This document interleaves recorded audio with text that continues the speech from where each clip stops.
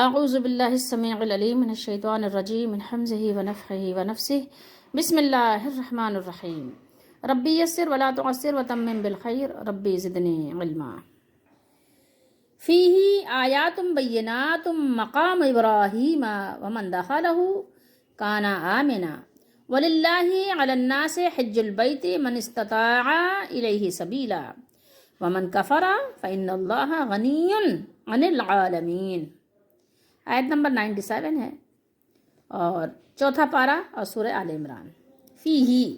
فی میں ہی اس میں، ٹھیک ہے، فی ہی اس میں روشن نشانیاں ہیں۔ آیاتن آیت کی جمع ہے، ٹھیک ہے، یہ نشانیاں، آیت کہتے ہیں نشانی کو، آیاتن نشانیاں، بینات کا کیا مطلب ہوتا ہے؟ واضح، روشن ہیں۔ ان میں سے ایک مقام ابراہیم ہے، ایک کیا ہے؟ مقام ابراہیم۔ ایک مقام ابراہیم بھی کیا ہے؟ ایک روشن نشانی ہے، ایک دلیل ہے، اور جو بھی داخل ہو اس میں ہو جاتا ہے۔ ومن دخلہ، اور جو کوئی بھی داخل ہو کس میں؟ حرم میں، کان آمنا، تو کیا ہوتا ہے؟ وہ امن میں آ جاتا ہے، وہ امن میں آ جاتا ہے، ہر خطرے سے محفوظ ہو جاتا ہے۔ اور اللہ کے لیے فرض ہے کیا؟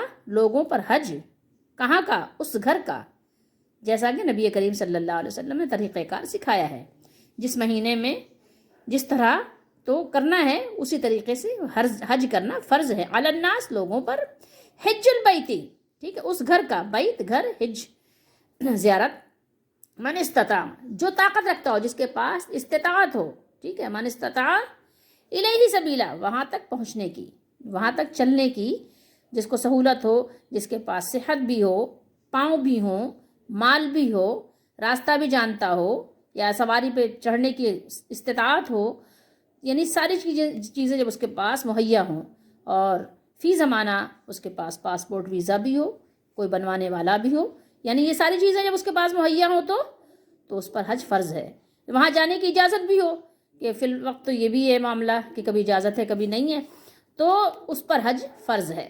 ومن کفرا، اور جو شخص اس کے باوجود کیا کرے؟ کفر کرے، یہاں کفر کا معنی کیا ہے؟ انکار کرے، منع کر دے۔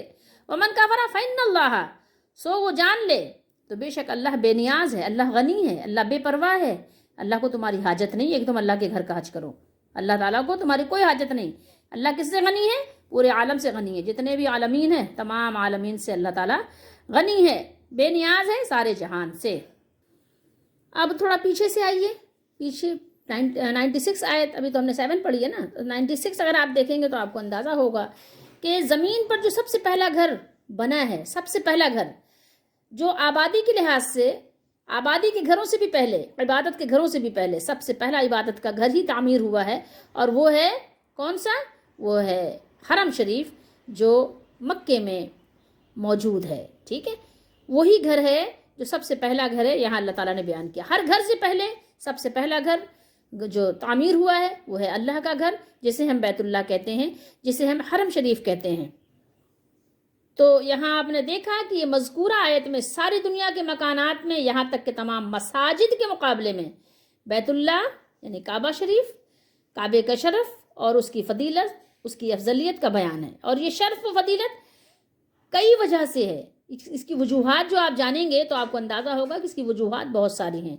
اول تو یہ ہے کہ اس لیے کہ وہ دنیا کی تمام سچی عبادت گاہوں میں سے سب سے پہلی عبادت گاہ ہے، سب سے پہلی عبادت گاہ ہے۔ جتنی بھی عبادت گاہیں بنی ہیں جو سچی ہیں، جھوٹی موٹی کی بات نہیں ہو رہی، جھوٹ موٹ تو چھوڑیں، اس کی بات ہی نہیں ہے یہاں پر، ٹھیک ہے۔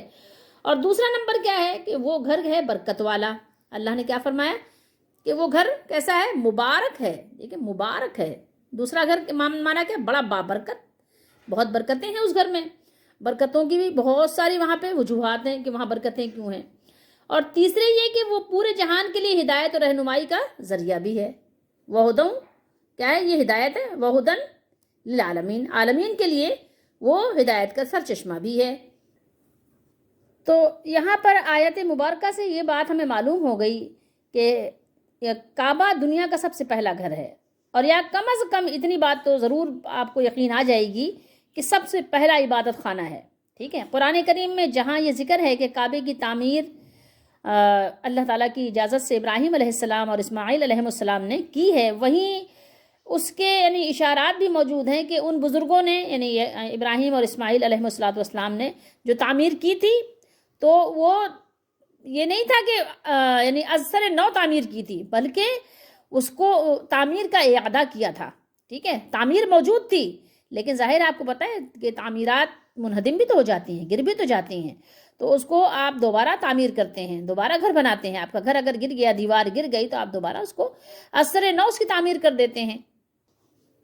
تو اسی طور پر یا اسی طریقے کے مطابق کعبے کی اصل بنیاد پہلے ہی سے تھی، اور یہ جو ابراہیم علیہ السلام، اسماعیل علیہ السلام نے جو اللہ نے فرمایا کہ وَإِذْ يَرْفَعُ إِبْرَاهِيمُ الْقَوَاعِدَ مِنَ الْبَيْتِ وَإِسْمَاعِيلُ، تو یعنی یہاں پر یہ بات ہے کہ اللہ تعالیٰ نے یعنی ان بزرگوں کو ان بنیادوں کے بارے میں پہلے ہی سے آگاہ فرما دیا تھا جو بنیادیں پہلے سے موجود تھیں، اور اس کا ذکر سورہ بقرہ میں بھی ہے، سورہ حج وغیرہ میں بھی ہے، جیسا کہ اللہ نے فرمایا نا وَإِذْ بَوَّأْنَا لِإِبْرَاهِيمَ مَكَانَ الْبَيْتِ، یعنی جب ٹھیک کر دیا ہم نے ابراہیم کے لیے ٹھکانہ اس گھر کا۔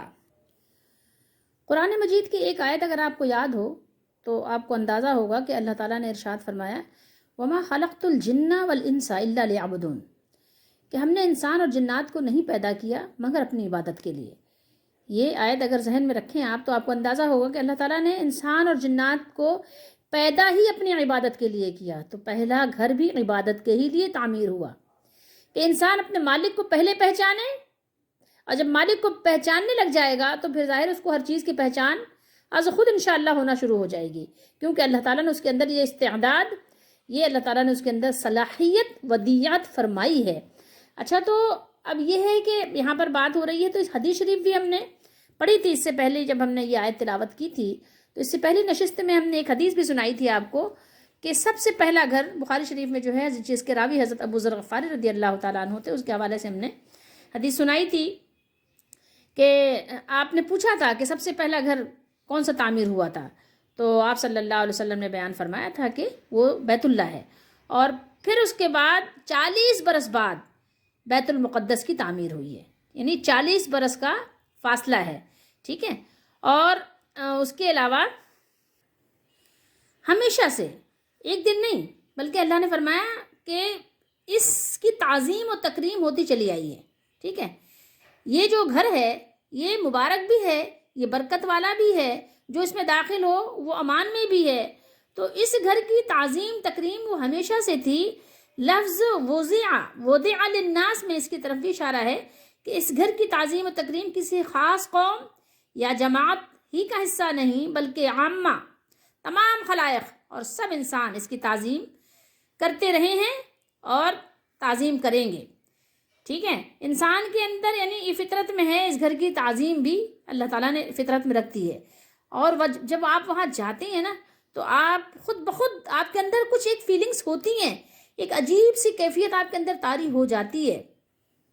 حق تعالی شانہ، اللہ جل شانہ نے ایک عظمت اور ایک ہیبت کا داعیہ رکھا ہے کہ لوگوں کے قلوب اس کی طرف خود بخود مائل ہوتے ہیں، خود بخود کھنچتے ہیں، جیسے نا ایک آپ کہیے مقناطیسی کشش، ٹھیک ہے، جیسے میگنیٹ ہے نا کہ لوہے کو کھینچتا ہے اپنی طرف، ایسے ہی اس گھر میں بھی کچھ ایسی کشش ہے، ٹھیک ہے۔ اگر آپ محسوس کریں اور اللہ تعالیٰ نے ہمارے اندر وہ دل بھی دیا ہو جو یعنی اس سے آپ کے گناہوں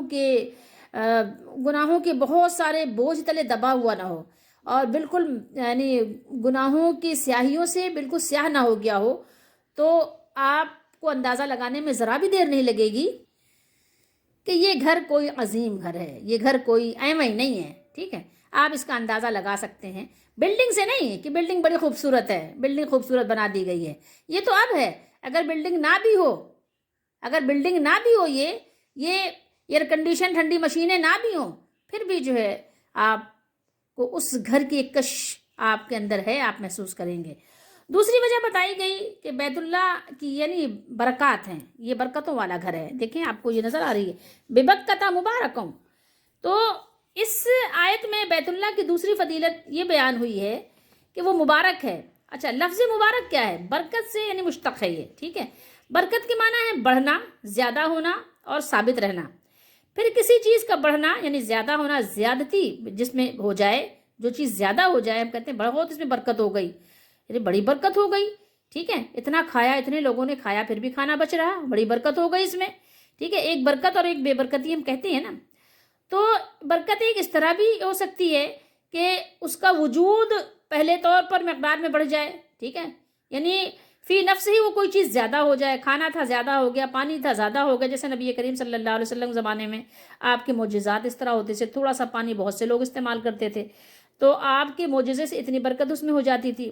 اور برکت اس طرح سے بھی ہے کہ اگرچہ اس کی مقدار میں کوئی خاص اضافہ نہ ہو، لیکن اس سے کام اتنے نکل جائیں، اتنے کام آپ کے بن جائیں، اتنے کام ہو جائیں تھوڑے سے پیسے میں، ٹھیک ہے، آپ 1,000 روپے لے کے نکلے تھے، لیکن آپ نے اتنے اس میں کام کر لیے بغیر گنے کہ شاید 4,000 5,000 والا بھی اتنا کام نہ کر سکے، ٹھیک ہے۔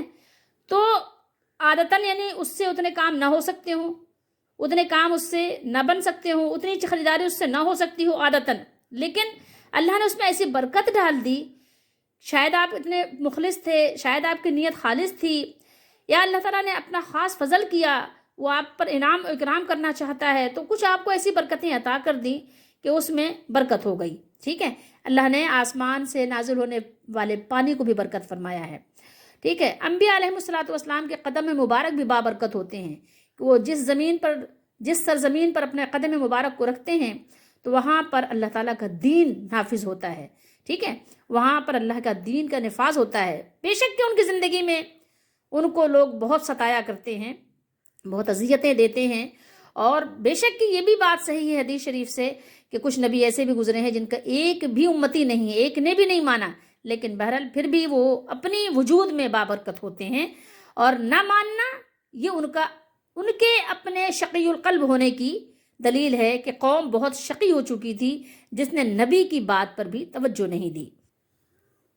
تو بات یہ ہے کہ بیت اللہ شریف بابرکت ہے، تو اس سے مراد کیا ہے کہ بیت اللہ کا بابرکت ہونا ظاہری طور پر بھی اور معنوی طور پر بھی، اس کے ظاہری برکات میں بھی یہ مشاہدہ ہے کہ مکہ اور اس کے آس پاس ایک خشک آپ دیکھیں تو ریگستان ہے، اور زمین کیا ہے، بنجر ہے، تو ریگستان اور بنجر زمین ہونے کے باوجود اس میں ہمیشہ ہر موسم میں ہر طرح کے پھل اور سبزیاں اور تمام ضروریات مہیا رہتی ہیں۔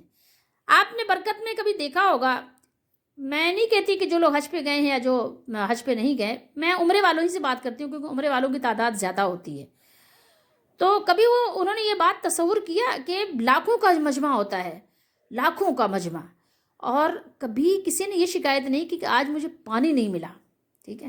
اگر آپ کہیں کہ ہزاروں کا بھی مجمع ہو جائے تو ایسی شکایات آ جاتی ہیں۔ شادیوں میں آپ دیکھ لیں، شادیاں ہوتی ہیں نا، تو شادیوں میں بھی ایسا ہو جاتا ہے کبھی کبھی کہ جب 1,000 بندہ جمع ہو گیا ایک جگہ نا، تو یار لوگ کہتے ہیں یار پلیٹیں نہیں ملی مجھے، چمچہ نہیں ملا مجھے پان نہیں ملا، مطلب کوئی نہ کوئی چیز کمی بیشی ہو جاتی ہے، ٹھیک ہے۔ پتہ چلا بریانی کی ڈش خالی ہو گئی، اب بریانی کا انتظار کر رہے ہیں، بریانی آئے گی تو بریانی ملے گی، بہت ساری چیزیں ایسی ہوتی ہیں۔ اور تو اور آپ نے دیکھا ہوگا کہ وضو خانے میں کہیں نلکے ٹوٹ گئے، کہیں یہ ہو گیا، کہیں وہ ہو گیا، پھر اس کے علاوہ باتھ روم کے مسائل بہت سارے ہو جاتے ہیں۔ لیکن حرم شریف سے جب آپ نکلتے ہیں، نماز ظہر پڑھ کے نکلیں تو، نماز فجر پڑھ کے نکلیں تو، نماز عشاء پڑھ کے نکلیں تو، جس وقت بھی آپ نکلیں گے، آپ کھانے کی طلب کے لیے جائیں گے تو آپ کو کھانا ضرور ملے گا۔ لاکھوں کا مجمع ہوتا ہے لیکن کبھی کوئی یہ نہیں کہہ سکتا کہ یار آج مجھے روٹی نہیں ملی، آج میں روٹی لینے گیا تو مجھے روٹی نہیں ملی، بلکہ معاملہ یہ ہے کہ آپ سالن تو لیتے ہیں لیکن روٹی آپ کو فری دی جاتی ہے۔ 10 ریال کا یا 14 ریال کا یا 15 ریال کا وہ سالن کا جو وہ پیالہ دیتے ہیں، اس کے ساتھ روٹی آپ کو 3 روٹی 4 روٹی 2 روٹی جو بھی ہے وہ آپ کو فری دیتے ہیں۔ اسی طریقے سے آپ جو بھی چیز لینا چاہیں، دہی لینا چاہیں، اب دیکھیں مجمع کتنا ہے، اگر آپ یعنی کم سے کم رکھ لیں کہ 1 لاکھ بھی، تو 1 لاکھ کوئی معمولی ہوتے ہیں اور 1 لاکھ نہیں ہوتے۔ میں آپ کو یہ بتا دوں، آپ فجر کے وقت جب نکلیں تو لوگ کندھے سے کندھا ملا کے آرام آرام سے چل رہے ہوتے ہیں اور پورا روڈ جو ہے نا بھرا ہوتا ہے۔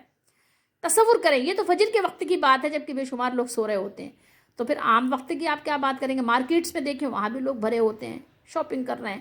اسی طریقے سے ہوٹل میں دیکھیں آپ، وہاں بھرے ہوئے ہیں لوگ، ہر طرف لوگ ہی لوگ ہیں اور ایک گہما گہمی ہے، لیکن اس کے باوجود کسی کو یہ تنگی نہیں ہوتی وہاں کہ وہاں اس کو یہ نہیں ملا، اس کو وہ نہیں ملا۔ کھجوریں خریدنا چاہ رہے تھے گھر والوں کے لیے تحفے میں لے جانے کے لیے، کھجوریں نہیں ملی، گفٹ لینا چاہ رہے تھے، گفٹ نہیں ملے، نہیں، سب چیز آپ کو ملتی ہے. یہ آپ کو برکت جو ہے ابھی بھی نظر آتی ہے. آپ یہ ملاحظہ کرتے ہیں، مشاہدہ کرتے ہیں اگر آپ غور کریں تو. غور و فکر کے اگر اللہ نے ہماری صلاحیتیں باقی رکھی ہیں تو ہر ایک کی ضروریات، تمام ضروریات یہاں وہاں پر ہر وقت مہیا رہتی ہیں. ٹھیک ہے. اور صرف اہل مکہ کے لیے نہیں بلکہ اطراف عالم سے آنے والوں کے لیے بھی کافی ہو جاتی ہیں، جو جہاں سے بھی آیا ہے. اور وہاں پر کوئی یہ معاملہ بھی نہیں ہوتا کہ بھائی کچھ لوگوں کو دی جائیں گی، کچھ کو نہیں دی جائیں گی. اور آنے والوں کا حال دنیا کو معلوم ہے کہ خاص موسم حج میں تو لاکھوں انسان، لاکھوں، ایک دو نہیں، ہزار دو ہزار نہیں، 1 لاکھ 2 لاکھ نہیں، لاکھوں کی بات ہو رہی ہے. اب 2 لاکھ سے زیادہ، 2 لاکھ کو بھی لاکھوں آپ کہہ سکتے ہیں، لیکن یعنی 2 لاکھوں سے مراد یہ ہے کہ 20 لاکھ بھی ہو سکتے ہیں، 25 لاکھ بھی ہو سکتے ہیں. اور کبھی اخباروں میں آتا ہے کہ بہرحال 35 لاکھ لوگوں نے، 40 لاکھ لوگوں نے حج کیا. تو سب کو آپ نے دیکھا ہوگا کہ وہ کون سا دن ہوتا ہے جس دن 9 ذی الحجہ، 9 کو جو حج ہوتا ہے، غالباً اس کو کیا کہتے ہیں، اس کو میدان عرفات. میدان عرفات میں آپ نے غور کیا ہوگا، میں نے تو بہرحال یہ دیکھا ہے کہ ہر ایک کے مسلح پہ کھانا پہنچتا ہے، ناشتہ بھی اور کھانا بھی. آپ تصور کریں، وہ سب اللہ اس کے رسول کے مہمان ہوتے ہیں. کیسی مہمان نوازی ہوتی، کیسی برکت ہے. کتنے لوگ ہیں میدان عرفات میں، کتنے لوگ ہیں. وہ حج کا خاص دن ہے جو اس دن میدان عرفات میں تھوڑی دیر بھی پہنچ جائے تو اس کا حج ہو جاتا ہے. حدیث شریف میں ہے. وہ میدان عرفات میں تصور کریں کہ ہر ایک کے خیمے میں کتنے لوگ ہیں. باقاعدہ جو آپ کا معلم ہوتا ہے، یعنی جس کے نگرانی آپ ہوتے ہیں، تو ہر ایک کا ایک ہوتا ہے، وہ کوئی ایک ان کا خاص نام ہے. بہرحال تو ہر ایک یعنی وہ آ کر آپ کاؤنٹر کرتا ہے باقاعدہ کہ کتنے افراد اس خیمے میں ہیں. اور باقاعدہ ہر ایک کے بستر کے پاس، جانماز کے پاس، مسلح کے پاس وہ آ کر باقاعدہ پیکٹ رکھ دیے جاتے ہیں کھانے کے، اور ناشتے کے پیکٹ رکھ دیے جاتے ہیں. اور اس میں تھوڑی بہت چیزیں نہیں ہوتی، اتنا کھانا ہوتا ہے کہ ایک بندے کا کھانا کم از کم 3 بندے کھا سکتے ہیں. اتنا کھانا اس میں ہوتا ہے ہر ایک کے ٹفن میں. پھر اس کے علاوہ یہی نہیں، جب آپ حرم شریف سے نکل کے آپ مدینے جاتے ہیں زیارت کے لیے، جب آپ جاتے ہیں ریاض الجنہ میں نماز پڑھنے کے لیے، جب آپ جاتے ہیں رسول اللہ صلی اللہ علیہ وسلم کی خدمت میں سلام پیش کرنے کے لیے، تو اللہ تعالیٰ نے ایسی مہمانی رکھی ہے کہ وہاں پر راستے میں آپ کی بس کو روک کر وہاں بھی آپ کو کھانا فراہم کیا جاتا ہے. آپ تصور کر سکتے ہیں برکتوں کا؟ نہیں کر سکتے. کیسے کر سکتے ہیں؟ اور یہ سب فری آف کاسٹ آپ کو مہیا کیا جاتا ہے. اور آپ کو یہ معلوم ہونا چاہیے، بلکہ معلوم ہوگا بھی، کہ جو لوگ وہاں جمع ہوتے ہیں تو وہ کوئی 1 دن کے لیے، 2 دن کے لیے، 4 دن کے لیے نہیں جمع ہوتے. ایک حاجی جو اس کا ٹائم پیریڈ ہے کم از کم تو وہ 40 دن، 35 دن، 42 دن، بسا اوقات 1.5 مہینہ پورا ہو جاتا ہے. 45 دن، یہ 2-4 دن کی بات نہیں ہوتی، بلکہ تقریباً یعنی کچھ لوگ جاتے ہیں کہ ٹھیک ہے 1 ہفتہ، 2 ہفتہ، 3 ہفتے کے لیے بھی، لیکن عام طور پر، عمومی طور پر اگر آپ دیکھیں گے تو یہ 1.5 مہینے کا ایک حاجی کا سفر ہوتا ہے. ٹھیک ہے، کم و بیش. تو یہ 1.5 مہینے ایک حاجی وہاں پر رہتا ہے، جس کی آپ اگر مردم شماری کریں تو اہل مکہ سے 4 گنا 5 گنا کہیں زیادہ ہو. ٹھیک ہے، شمار کر سکتے ہیں. اور موسم حج کے علاوہ بھی کوئی وقت ایسا نہیں آتا جس میں باہر سے ہزاروں انسانوں کی آمد و رفت نہیں رہتی ہو. پھر خاص موسم حج میں جب کہ وہاں لاکھوں انسانوں کا زائد مجمع ہوتا ہے، زائد اضافی طور پر، کبھی نہیں سنا گیا کہ بازار میں کسی وقت بھی اشیاء ضرورت ختم ہو گئیں. ٹھیک ہے، گوشت ختم ہو گیا، تیل ختم ہو گیا، یا یہ ختم ہو گیا، یا وہ ختم ہو گیا، سلاد کا سامان ختم ہو گیا، فروٹس ختم ہو گئے. نہیں، بھرا ہی رہتا ہے. یہاں تک کہ قربانی کے بکرے جو وہاں پہنچ کر ایک ایک انسان 100 بھی کرتا ہے، کرتے ہیں نا. اور اوسط فی کس ایک کا تو یقینی ہے نا، ایک کا تو یقینی ہے، نہیں ہے. تو یہ اتنے بکرے، آپ کہہ سکتے ہیں کہ لاکھوں بکرے، اور کہہ سکتے ہیں کہ یہ اتنے اونٹ، ٹھیک ہے، اور یہ گائے جس میں 7 حصے کیے جاتے ہیں، وہاں ہمیشہ ملتے ہیں، ہمیشہ. یہ بھی نہیں کہ دوسرے ملک سے منگانے کا اہتمام کیا جاتا ہو، یہاں سے آ رہے ہیں، وہاں سے آ رہے ہیں، وہاں وہیں آپ کو ملیں گے. ایسا نہیں ہوگا کہ آپ کو کہا جائے کہ نہیں بھائی ابھی آپ ٹھہرو، ابھی ہم نے آرڈر کیا ہے، فلاں ملک سے آ رہا ہے تو پھر آپ کو ملے گا. ٹھیک ہے. اسی موقع پر ہم آپ کو ایک قرآن مجید کی آیت دکھاتے ہیں، سورہ قصص کی ہے، آیت نمبر 58 ہے، آیت نمبر 57 ہے.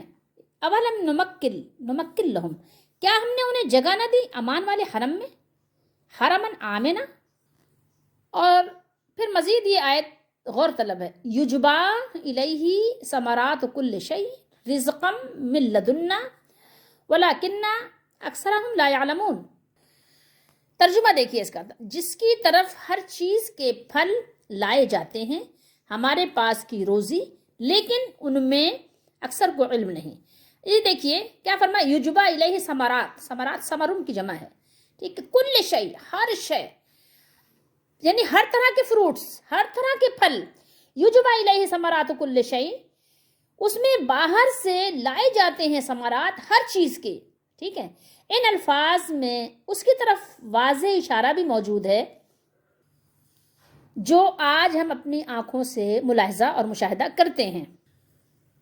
اللہ تعالیٰ نے ڈال دیا ہے اس طرح سے برکت کہ ہر طرف سے لوگ وہاں چیزیں پہنچا رہے ہیں، آ رہی ہیں، جا رہی ہیں اور مہیا ہیں ہر وقت، کسی وقت نہ کم ہوتی ہیں نہ ختم ہوتی ہیں. تو یہ تو ظاہری برکات کا حال ہے جو بیان کیا اللہ تعالیٰ نے، جو مقصود کی حیثیت نہیں رکھتی، کیونکہ ہمارا اصل مقصود یہ ظاہری نعمتیں ہی کھانا اور پہننا اور برتنا نہیں ہے، ٹھیک ہے. ہمارا مقصود تو کچھ اور ہے.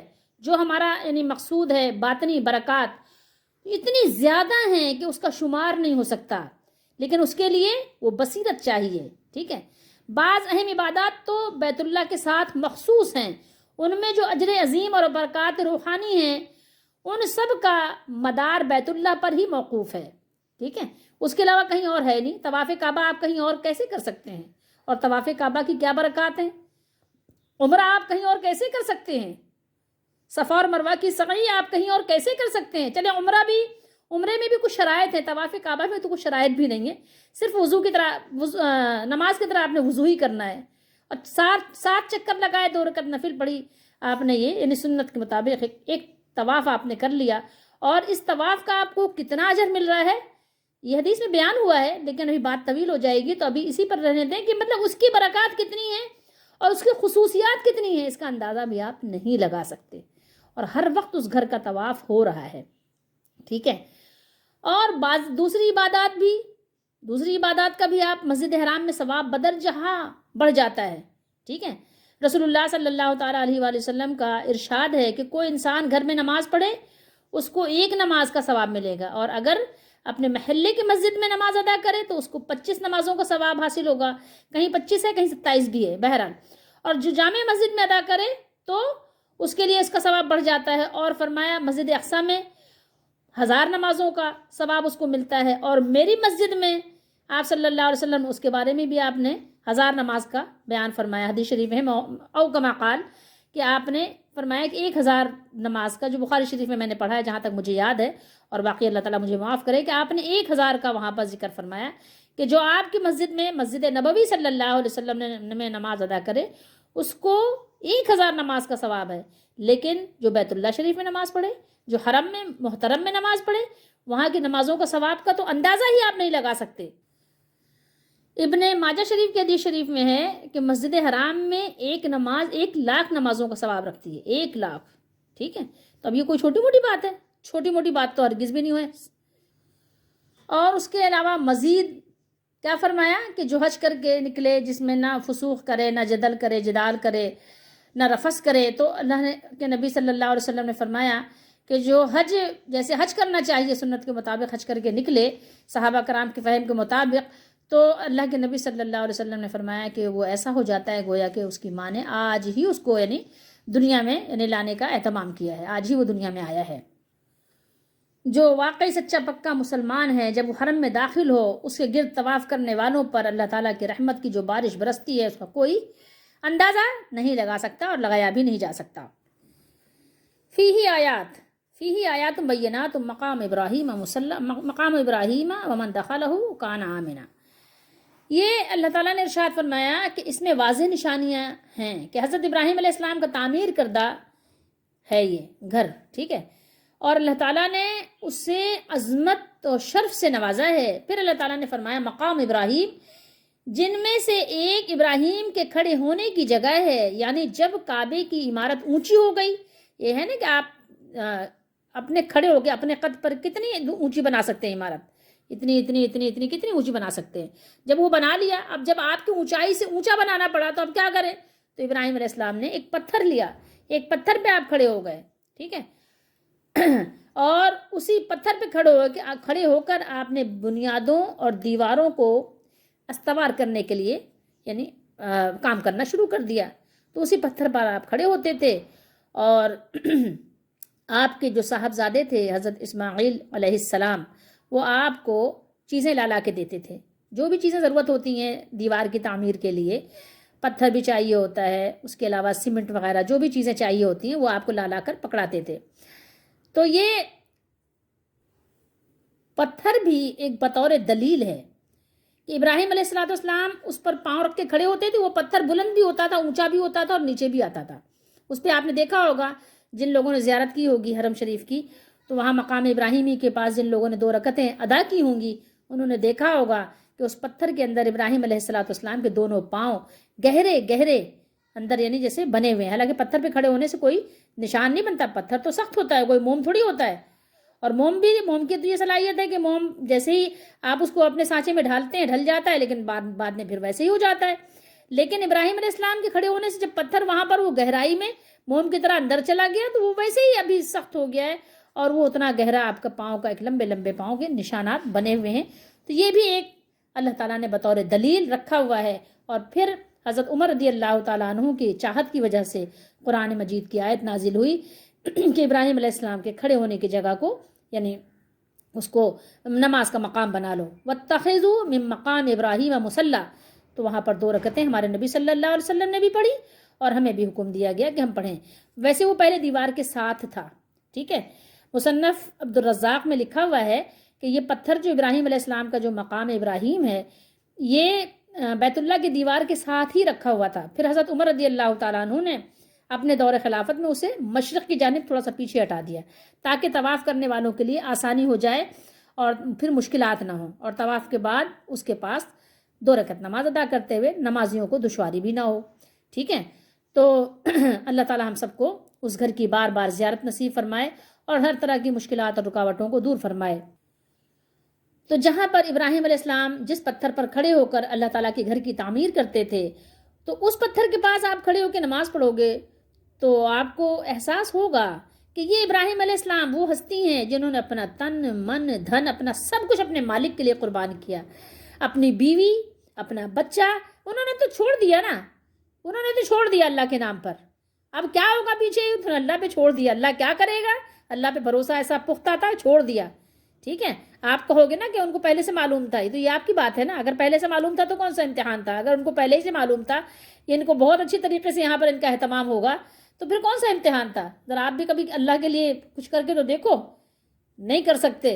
یہ وہ ان کا, اسی لیے اللہ تعالیٰ نے ان کا مقام بلند کیا. چھوٹا سا بچہ, ایک نوجوان بیوی کو ایسے جنگل بیابان میں چھوڑ دینا, اپنے آپ کو آگ میں ڈال دینا, نوجوانی کی عمر میں باپ کے بھگانے سے اللہ کی خاطر اپنا سب کچھ چھوڑ کر, اپنا گھر بھی, اپنا وطن بھی, اپنا ملک, شہر, بستی, علاقہ, سب کچھ چھوڑ کر بے سر و سامانی کے عالم میں گھر سے نکل جانا, ہجرت کر جانا. 9 عمر, ابھی بچہ ہو, 9 عمر بچہ, کیا ہوتا ہے بتائیے. اور وہ اللہ کی وحدانیت کی, وحدت کی دعوت دے رہا ہو, اور باپ اس کو گھر سے نکال دے اور وہ اس کی پرواہ نہ کرے. تو ابراہیم علیہ السلام کے جو مقام ہے وہاں کھڑے ہو کر ذرا نماز پڑھو, تصور تو باندھو کہ وہ اللہ کے کیسے عظیم الشان بندے تھے اور کیسے عظیم المرتبت وہ نبی تھے. تصور تو باندھو ذرا اس کا. تو یہاں نماز پڑھو گے تو ابراہیم علیہ السلام کو یاد بھی کرو کہ کیا ان کے کارنامے تھے, تو ذرا اس کارنامے پہ غور کر کے اتنا ہی کر لو کہ تم سچے پکے مسلمان تو بن جاؤ. کانا آمنا, جو اس میں داخل ہو جائے وہ کیا ہوتا ہے, امن امان میں آ جاتا ہے, اس کو سلامتی مل جاتی ہے, ٹھیک ہے. یہ مقام امن ہے. حرم کیا ہے, حرم مقام امن ہے. ارشاد باری تعالیٰ ہے ومن دخلہ کان آمنا, اور جو شخص اس گھر میں داخل ہو اس نے امن پا لیا. یعنی حرم مکہ میں جب کوئی خوف زدہ داخل ہو جائے تو وہ ہر برائی سے امن میں ہو جاتا ہے. زمانے جاہلیت میں بھی یہی حال تھا, جیسا کہ امام حسن بصری وغیرہ نے بھی بیان کیا ہے کہ آدمی قتل کرتا تو وہ اپنی گردن پر اون کا ایک ٹکڑا رکھ لیتا اور حرم میں داخل ہو جاتا. اس حالت میں کیا ہوتا, مقتول کا بیٹا یا باپ بھی ملتا تو اسے کچھ نہیں کہتا تھا, حتیٰ کہ وہ حرم سے باہر نکل جاتا. اللہ تعالیٰ نے فرمایا اولم یروا انا جعلنا حرما آمنا ویتخطف الناس من حولهم. سورہ عنکبوت میں فرمایا کیا انہوں نے دیکھا نہیں کہ ہم نے حرم یعنی مکے کو مقام امن بنایا ہے جبکہ لوگ ان کے گرد و نواح سے اچک لیے جاتے ہیں، یعنی ہر طرف لوگوں کو لوٹا جاتا تھا، مارا جاتا تھا، سب کچھ ہوتا تھا، لیکن حرم میں لوگ کچھ بھی نہیں کرتے تو حرم کے لوگوں کا بھی لوگ احترام کرتے تھے۔ اور اللہ نے سورہ قریش میں فرمایا فَلْيَعْبُدُوا رَبَّ هَٰذَا الْبَيْتِ الَّذِي أَطْعَمَهُم مِّن جُوعٍ وَآمَنَهُم مِّن خَوْفٍ، اس لیے ان لوگوں کو چاہیے اس نعمت کے شکر میں اس گھر کے مالک کی عبادت کریں۔ رب ھذا البیت، اس گھر کی عبادت نہیں کرنی، اس گھر کے مالک کی عبادت کرنی ہے، ٹھیک ہے، اس گھر کے مالک کی عبادت کریں جس نے ان کو بھوک میں کھانا کھلایا ہے نا۔ یہ تو آپ کے ساتھ ہر روز آپ ملاحظہ کرتے ہیں، ہر روز آپ بھوکے ہوتے ہیں، ہر روز اللہ آپ کو کھانا کھلاتا ہے، یہ تو ٹھیک ہے کہ خاص موقع کے لیے بھی ہے، لیکن یہ ہر روز آپ ملاحظہ کرتے ہیں، ہر روز آپ کو بھوک لگتی ہے، ہر روز آپ کھانا کھاتے ہیں، ٹھیک ہے، بھوک میں کھانا کھلایا اور خوف سے امن بخشا۔ پتہ نہیں کتنے خوف آپ کو زندگی میں لاحق ہوتے رہتے ہیں، کبھی بیماری کا، کبھی اس کا، کبھی اس کا، کبھی سفر کا، اللہ تعالیٰ نے آپ کو امن بخشا۔ حرم مکہ کی حرمت ہی کا یہ تقاضا ہے کہ یہاں کے شکار کو شکار کرنا اور ان جانوروں کو ان کے گھروں سے بھگانا بھی حرام ہے، حتیٰ کہ یہاں کے درختوں بلکہ گھاس کو کاٹنا بھی حرام ہے۔ اور اس کے علاوہ میں آپ کو حدیث دکھا دیتی ہوں۔ اب حرم شریف کے بارے میں تھوڑی سی آپ یہ ایک حدیث دیکھ لیجئے، بخاری شریف کی 1349 ہے حدیث نمبر، اور اس کے راوی حضرت عبداللہ بن عباس رضی اللہ تعالیٰ عنہ ہیں۔ بیان کرتے ہیں کہ آپ صلی اللہ تعالیٰ علیہ وآلہ وسلم نے فرمایا کہ اللہ تعالیٰ نے مکے کو حرم کیا ہے، نہ مجھ سے پہلے کسی کے لیے یہاں قتل خون حلال تھا اور نہ میرے بعد ہوگا، اور میرے لیے بھی تھوڑی دیر کے لیے فتح مکہ کے دن حلال ہوا تھا، تھوڑی دیر کے لیے، یعنی ایک ہی دن کے کچھ حصے میں، پورا دن بھی نہیں، ٹھیک ہے، ایک ہی دن کے حدیث میں یعنی یہ بات مذکور ہے، او کما قال، کہ میرے یہ بھی تھوڑے ہی دن کے، تھوڑے ہی ٹائم کے لیے حلال ہوا تھا، بس نہ اس کی گھاس اکھاڑی جائے، نہ اس کے درخت قلم کیے جائیں، قلم سے مطلب کاٹے جائیں، نہ یہاں کے جانوروں کو شکار کے لیے بھگایا جائے، تب بھگانے سے کیا مراد ہے، شکار کے لیے بھگاتا ہے نا انسان، دوڑا کے مارتا ہے، اور سوائے اس شخص کے جو اعلان کرنا چاہتا ہو کہ یہ گری ہوئی چیز کس کی ہے، کسی کے لیے وہاں سے کوئی گری ہوئی چیز اٹھانی جائز نہیں ہے۔ نہیں، اگر کسی نے اس لیے اٹھا لی کہ اس کو اس کے مالک تک پہنچائے گا اور اعلان کرے گا، لوگوں کو بتائے گا کہ وہاں کسی کی کوئی چیز گم ہوئی ہے، وہ اپنی علامتیں بتائے اور پھر اپنی چیز لے لے، ٹھیک ہے۔ اگر ایسے ہی بتا دو کہ چیزوں پوری طریقے سے، تو بہت سے لوگ آ جائیں گے، کھڑے ہو جائیں گے، کیونکہ ظاہر ہے لوگوں کا ایمان ہی یقینی اتنا کمزور ہے۔ تو علامت بتاؤ کہ بھائی کیا تمہاری کوئی چیز گم ہوئی ہے، وہ کہے کہ ہاں ہوئی ہے، تو اس سے پوچھو کیا چیز گم ہوئی ہے، ٹھیک ہے۔ ہو سکتا ہے کسی کا سونا گم ہوا ہو، کسی کا پیسہ، اگر آپ نے بتا دیا کہ پیسہ کسی کا گم ہوا ہے تو سبھی بتا دیں گے ہاں ہاں میرا پیسہ گم ہوا ہے، ایسے نہیں کہو، بلکہ کہو کیا چیز گم ہوئی ہے۔ تو اگر وہ صحیح چیز بتا دے تو پتہ چل جائے گا کہ ہاں اسی کی ہے، اور اگر ظاہر غلط سلط بتائے گا تو اس کا مطلب ہے کہ وہ مالک نہیں ہے، تو اس کا اعلان وہ کر سکتا ہے، باقی وہاں شور شرابہ بھی جائز نہیں ہے، ٹھیک ہے۔ تو اس کے علاوہ کوئی چیز پڑی ہے، پڑی رہنے دو، ٹھیک ہے، اٹھاؤ بھی نہیں، کوئی چیز وہاں پڑی ہے پڑی رہنے دو، مت اٹھاؤ، ٹھیک ہے۔ اس پر حضرت عباس ہی کون ہے، رسول اللہ صلی اللہ علیہ وسلم کے چچا جان رضی اللہ تعالیٰ عنہ نے کہا کہ لیکن اس سے ازخر کا استثناء کر دیجئے۔ ازخر ایک گھاس کا نام تھا، کہ یہ ہمارے سناروں کو تو نہیں، بہرحال ہمارے سناروں یا ہمارے لوہاروں اور ہماری قبروں یا ہمارے مطلب گھروں کے لیے بھی، قبروں پہ بھی یعنی گھاس سے اس کو پاڑ دیتے تھے نا، کام آتی ہے۔ آپ صلی اللہ علیہ وسلم نے فرمایا کہ مگر ازخر کی اجازت ہے، یعنی یہ گھاس اکھاڑی جا سکتی ہے۔ تو ابو ہریرہ رضی اللہ تعالیٰ عنہ کی یعنی جو ان کی روایت ہے کہ نبی کریم صلی اللہ علیہ وسلم نے، یعنی روایت ہے کہ ہماری قبروں اور ہمارے گھروں کے لیے، یعنی یہ جو بات ہے یعنی گھاس کی اجازت اس لیے مرحمت کر دی جائے، تو چونکہ ظاہر اس وقت قرآن نازل ہو رہا تھا اور جبریل علیہ السلام تشریف لایا کرتے تھے اللہ کی اجازت سے، تو آپ صلی اللہ تعالیٰ علیہ وآلہ وسلم نے اس بات کی اجازت فراہم کر دی، یعنی ازخر جو گھاس ہے یعنی اس کو اکھاڑ لیا جا سکتا ہے، اکھاڑ لیجئے آپ لوگ، آپ نے اس کی اجازت مرحمت فرمائی بطور ضرورت۔ تو یہاں بات ہوئی حدیث شریف میں کہ مکہ حرم ہے اور وہاں کی ہر چیز محترم ہے، ہر چیز کا احترام ہے، اور ہر چیز کا احترام اللہ تعالیٰ کے لیے، اللہ کی خاطر ہم پر واجب ہے، ٹھیک ہے، کیونکہ ہر چیز جو قابل احترام ہے اللہ تعالیٰ کے لیے، اس کا احترام بھی ہم پر لازم ہے۔ اور مسلم شریف میں ایک حدیث شریف اور بھی ہے، حضرت جابر رضی اللہ تعالیٰ عنہ سے روایت ہے کہ آپ صلی اللہ علیہ وسلم نے فرمایا کہ تم میں سے کسی کے لیے حلال نہیں ہے کہ وہ مکے میں ہتھیار اٹھائے. کوئی اس بات کا وہ نہیں ہے کہ وہ مکے میں ہتھیار اٹھائے. مکے میں کوئی ہتھیار نہیں اٹھا سکتا، وہ امن کا شہر، اللہ نے اس کو بنایا ہے. اور ہمارے لیے بھی لازم ہے کہ ہم وہاں کے امن کو قائم کرنے میں، مدد کرنے میں، یعنی ہم بھی اپنا کردار ادا کریں، وہاں جا کر کوئی تخریب کاری نہ کریں.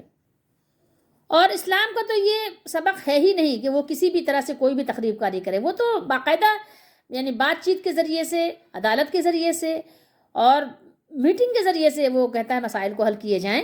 اور تشدد تو اسلام میں ہے ہی نہیں، کسی بھی طرح کا تشدد اسلام نہیں پسند کرتا کہیں پر، یہ تو کہیں پر بھی نہیں ہے گوارا، اور حرم میں تو سوال ہی پیدا نہیں ہو سکتا. اور مسند احمد سے ہم آپ کو ایک اور روایت سناتے ہیں. عبداللہ بن عدی بن حمراء زہری سے روایت ہے کہ انہوں نے رسول اللہ صلی اللہ علیہ وسلم کو یہ ارشاد فرماتے ہوئے سنا جب کہ آپ مکے کے بازار حزورہ میں تشریف فرماتے ہیں. آپ نے فرمایا واللہ انکی لخیر ارض اللہ عز وجل واحب ارض اللہ الی اللہ ولولا انی اخرجت منکی ما خرجت. فرمایا آپ صلی اللہ علیہ وسلم نے اللہ کی قسم تو اللہ کی بہترین زمین ہے. زمین کو آپ نے مخاطب کر کے فرمایا کہ اللہ کی قسم واللہ انکی لخیر، اللہ کی قسم تو اللہ کی بہترین زمین ہے، اللہ تعالیٰ کے نزدیک سب سے پسندیدہ زمین ہے. اگر مجھے یعنی تجھ سے یعنی اس زمین سے نہ نکال دیا جاتا تو میں یہاں سے نہ نکلتا. اب یہاں جو بات فرمائی گئی وَلِلَّهِ عَلَى النَّاسِ حِجُّ الْبَيْتِ، رسول اللہ صلی اللہ علیہ وسلم نے فرمایا اسلام کی بنیاد 5 چیزوں پر ہے. اس بات پر کہ شہادت کہ اللہ کے سوا کوئی عبادت کے لائق نہیں، اور اس کی شہادت کہ محمد صلی اللہ علیہ وسلم اللہ کے بندے اور اس کے رسول ہیں، اور نماز قائم کرنا اور زکوٰۃ دینا اور حج کرنا اور رمضان کے روزے رکھنا. تو اس میں ایک رکن جو ہے وہ حج بھی ہے. اور استطاعت کا کیا مطلب ہے کہ عاقل بالغ مسلمان پر جو کعبے تک پہنچنے کی استطاعت رکھتا ہو اور اس پر عمر بھر میں صرف ایک مرتبہ حج فرض ہے، یہ حدیث شریف میں ہے. اور من استطاع الیہ سبیلا، جو آگے اللہ تعالیٰ نے فرمایا کہ اس یعنی استطاعت کا کیا مطلب ہے، تو استطاعت سے مراد یہ بھی ہے کہ راستہ جو ہے وہ پرامن ہو، جان و مال کی حفاظت ہو، اس کا خطرہ لاحق نہ ہو. اور عورت کے لیے محرم کا ساتھ ہونا بھی ضروری ہے کہ عورت بغیر محرم کے نہیں جائے گی. یہ حدیث شریف سے ہمیں بات یعنی کنفرم ہے، معلوم ہے. اور اگر مالی استطاعت ہو مگر جسمانی نہ ہو تو کوئی دوسرا اس کی جگہ حج کر لے. حضرت ابن عباس رضی اللہ تعالیٰ عنہما سے روایت ہے کہ ایک قبیلہ تھا، اس کی خاتون آئیں، اس نے پوچھا یا رسول اللہ صلی اللہ علیہ وسلم، اللہ کا اپنے بندوں پر جو فریضہ حج ہے وہ میرے والد پر اس حال میں آیا ہے کہ وہ بہت بوڑھے ہو چکے ہیں، سواری پر یعنی بیٹھ نہیں سکتے، تو کیا میں ان کی طرف سے حج کروں؟ فرمایا ہاں ٹھیک ہے. اور یہ کب کی بات ہے؟ جب آپ حجۃ الوداع پر تھے، اس وقت کی بات ہے. اور اسی طریقے سے یہ بات بھی ہے کہ اگر کوئی شخص تھا اور واقعی وہ مسلمان تھا، بہت سے لوگ تو ایسے دہریہ ٹائپ ہے نا، ان کا تو بس کچھ ہے ہی نہیں، لیکن اگر کوئی مسلمان کسی غفلت کی وجہ سے حج نہ کر سکے اور اس کا انتقال ہو جائے، ٹھیک ہے، تو پھر اس کے جو مال ہے نا، اس کی وراثت کے مال سے اس کی طرف سے حج یعنی حج بدل کروایا جائے گا. کیونکہ حضرت عبداللہ بن عباس رضی اللہ تعالیٰ عنہ فرماتے ہیں کہ رسول اللہ صلی اللہ علیہ وسلم نے فرمایا کہ اللہ کا قرض ادا کرو کیونکہ وہ پورا کیے جانے کا زیادہ حقدار ہے. کیونکہ دنیا میں اگر کسی کا انتقال ہوا اور اس کے بچے اس کا قرض ادا کریں گے تو ادا ہو جائے گا نا. تو اگر کوئی حج چھوڑ کر مر گیا تو ظاہر ہے کہ اس پر ایک قرض ہے اللہ کا، تو اس کے بچے اس کی طرف سے حج کریں یا کروائیں تو ظاہر ہے اس کا حج بھی ہو جائے گا. اور آگے یہاں مزید بات ہوئی ومن کفر فإن اللہ غنی عن العالمین. فرمایا اللہ تعالیٰ نے کہ یہاں پر کہ استطاعت کے باوجود حج نہ کرنا یعنی کفر ہے، انکار ہے، ٹھیک ہے. اور جو کفر کرے تو اس بیچاری کی کیا اوقات ہے. اللہ تعالیٰ تو سارے جہانوں سے بے پرواہ ہے، غنی ہے وہ، ٹھیک ہے، اس کو کسی کی حاجت نہیں. اس آیت مبارکہ میں بیت اللہ شریف کی 3 خصوصیات بیان ہوئی ہیں، ٹھیک ہے. نمبر 1 اس کی خصوصیت ہے کہ اس گھر میں اللہ کی قدرت کی بہت سی نشانیاں ہیں، اور ان تمام نشانیوں کے ساتھ ایک مقام ابراہیم ہے. اور دوسرے یہ کہ جو شخص اس گھر میں داخل ہو جائے وہ کیا ہے، وہ امن والا اور محفوظ ہو جاتا ہے. ٹھیک ہے، اس کا سارا ڈر خوف ختم ہو جاتا ہے. کوئی اس کو قتل نہیں کر سکتا، ڈرا نہیں سکتا، کوئی لوٹ نہیں سکتا، کوئی مار نہیں سکتا، کوئی اس کو جو ہے تکلیف نہیں پہنچا سکتا، نقصان نہیں پہنچا سکتا. آج بھی آپ دیکھیں اتنا پرسکون جگہ دنیا میں آج بھی آپ کو کہیں بھی میسر نہیں آئے گی کہ جہاں آپ وہاں بیٹھ جائیں. ایسا پرسکون ماحول اور منظر ہوتا ہے کہ جو لفظوں سے بیان نہیں کیا جا سکتا. تیسرے یہ کہ ساری دنیا کے مسلمانوں پر اس بیت اللہ شریف کا حج فرض ہے، بشرطے کہ وہاں تک پہنچنے کی استطاعت اور قدرت وہ رکھتا ہو. یہ 3 خصوصیات بھی یہاں بیان ہوئی.